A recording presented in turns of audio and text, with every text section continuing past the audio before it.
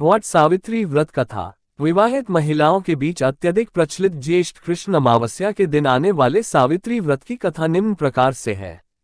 भद्र देश के एक राजा थे जिनका नाम अश्वपति था। भद्र देश के राजा अश्वपति के कोई संतान न थी। उन्होंने संतान की प्राप्ति के लिए मंत्रोच्चारण के साथ प्रतिदिन 1,00,000 आहुतियां दी। 18 वर्षों तक यह क्रम जारी रहा। इसके बाद सावित्री देवी ने प्रकट होकर वर दिया कि राजन, तुझे एक तेजस्वी कन्या पैदा होगी। सावित्री देवी की कृपा से जन्म लेने के कारण से कन्या का नाम सावित्री रखा गया। कन्या बड़ी होकर बेहद रूपवान हुई। योग्य वर न मिलने की वजह से सावित्री के पिता दुखी थे। उन्होंने कन्या को स्वयं वर तलाशने भेजा।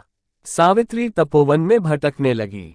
वहां साल देश के राजा द्युमत्सेन रहते थे, क्योंकि उनका राज्य किसी ने छीन लिया था। उनके पुत्र सत्यवान को देखकर सावित्री ने पति के रूप में उनका वरण किया।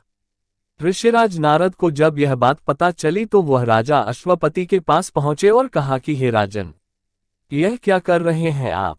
सत्यवान गुणवान है, धर्मात्मा है और बलवान भी है, पर उसकी आयु बहुत छोटी है, वह अल्पायु है। 1 वर्ष के बाद ही उसकी मृत्यु हो जाएगी।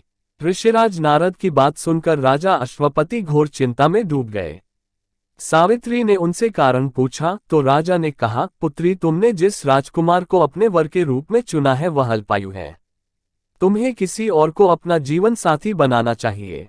इस पर सावित्री ने कहा कि पिताजी, आर्य कन्याएं अपने पति का एक बार ही वरण करती हैं, राजा एक बार ही आज्ञा देता है और पंडित एक बार ही प्रतिज्ञा करते हैं और कन्यादान भी एक ही बार किया जाता है।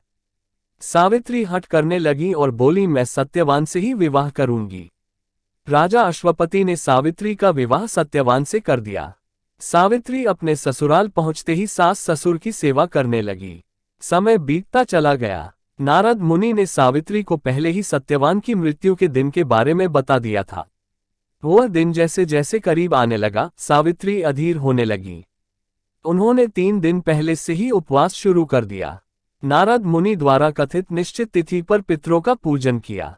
हर दिन की तरह सत्यवान उस दिन भी लकड़ी काटने जंगल चले गए, साथ में सावित्री भी गईं।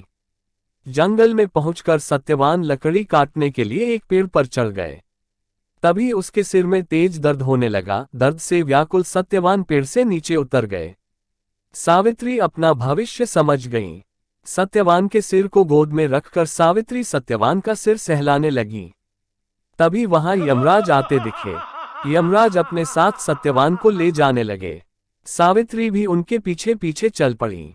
यमराज ने सावित्री को समझाने की कोशिश की कि यही विधि का विधान है, लेकिन सावित्री नहीं मानी। सावित्री की निष्ठा और पतिपरायणता को देखकर यमराज ने सावित्री से कहा कि हे देवी, तुम धन्य हो, तुम मुझसे कोई भी वरदान मांगो।